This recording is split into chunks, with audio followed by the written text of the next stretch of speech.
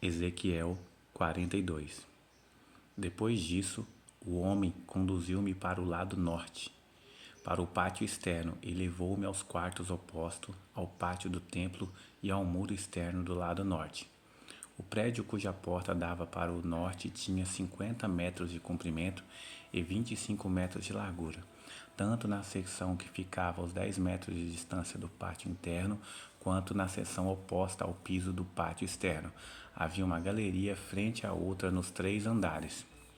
Em frente dos quartos havia uma passagem interna com 5 metros de largura e 50 metros de comprimento.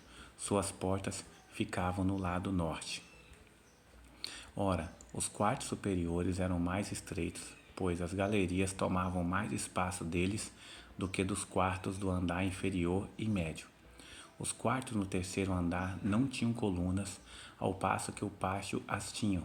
Por isso as áreas deles eram menor do que as dos quartos do andar inferior e do meio. Havia uma parede externa paralela aos quartos e ao pátio externo. Sua extensão era de 25 metros em frente dos quartos. A carreira de quartos junto ao pátio interno tinha 25 metros de comprimento e a que ficava mais próxima do santuário tinha 50 metros de comprimento. Os quartos de baixo tinham entrada pelo lado leste, quando se vem do pátio externo. No lado sul, ao longo do comprimento da parede do pátio externo, adjacentes ao pátio do templo, e no lado oposto do muro externo, havia quartos, com uma passagem em frente deles. Eram como os quartos do lado norte, tinham o mesmo comprimento e a mesma largura, com saídas e dimensões semelhantes. As portas do lado norte eram semelhantes às portas dos quartos do lado sul. Havia uma entrada no início do corredor, paralelo ao muro correspondente que se estendia para o leste, e havia uma entrada para os quartos. Depois ele me disse: os quartos do norte e do sul, que dão para o pátio do templo, são os quartos dos sacerdotes, onde os sacerdotes que se aproximam do Senhor comerão as ofertas santíssimas. Ali porão as ofertas santíssimas, as ofertas do cereal, as ofertas pelo pecado e as ofertas pela culpa, pois o local é santo. Assim que os sacerdotes entrarem nos recintos sagrados, só poderão ir para o pátio externo após tirarem as vestes com as quais ministram, pois elas são santas. Porão outras vestes antes de se aproximarem dos lugares reservados para o povo.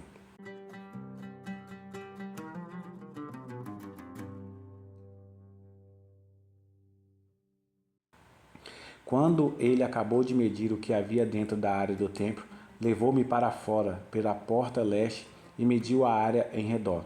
Mediu o lado leste com a vara de medir, e ele tinha 250 metros. Mediu o lado norte, e ele tinha 250 metros, segundo a vara de medir. Mediu o lado sul, tinha 250 metros, segundo a vara de medir. Depois ele foi para o lado oeste e o mediu. Ele tinha 250 metros, segundo a vara de medir. Assim ele mediu a área dos 4 lados. Em torno dele havia um muro de 250 metros de comprimento e 250 metros de largura, para separar o santo do comum. Ezequiel 43. Então o homem levou-me até a porta que dava para o leste, e vi a glória de Deus de Israel que vinha do lado leste.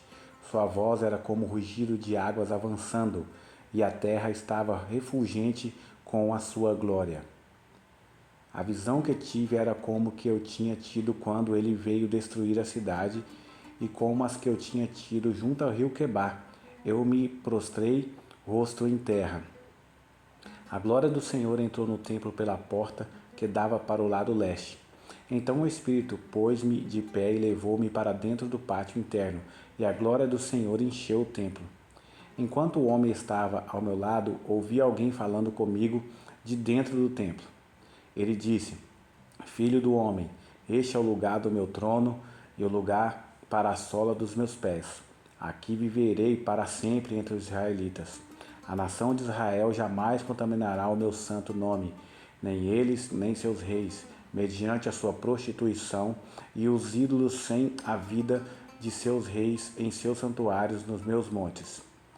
Quando eles puserem a soleira perto da minha soleira e os seus batentes junto aos meus batentes, com apenas uma parede fazendo separação entre mim e eles. Eles contaminaram o meu santo nome com as suas práticas repugnantes. Por isso eu destruí na minha ira. Agora que afastem de mim a sua prostituição e os seus ídolos sem vida de seus reis, e eu viverei entre eles para sempre. Filho do homem, descreva o templo para a nação de Israel, para que fiquem envergonhados dos seus pecados, que eles analisem o modelo, e se ficarem envergonhados por tudo o que fizeram, informe-os acerca da planta do templo, sua disposição, suas saídas e suas entradas, toda a sua planta e todas as suas estipulações e leis. Ponha essas coisas por escrito diante deles, para que sejam fiéis à planta e sigam as suas estipulações. Esta é a lei do templo. Toda a área ao redor do topo do monte será santíssima. Essa é a lei do templo.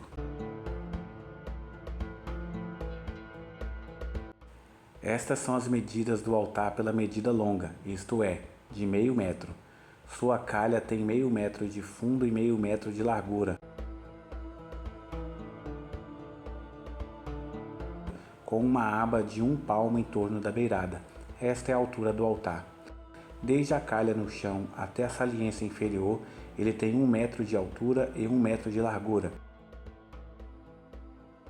E desde a saliência menor até a saliência maior, tem 2 metros de altura e 0,5 metro de largura.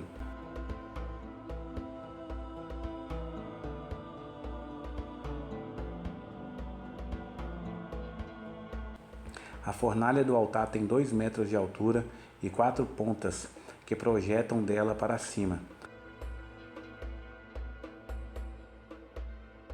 A fornalha do altar é quadrada, com 6 metros de comprimento e 6 metros de largura. A saliência superior também é quadrada, com 7 metros de comprimento e 7 metros de largura, com uma aba de 25 centímetros e uma calha de 0,5 metro em toda a sua extensão ao redor.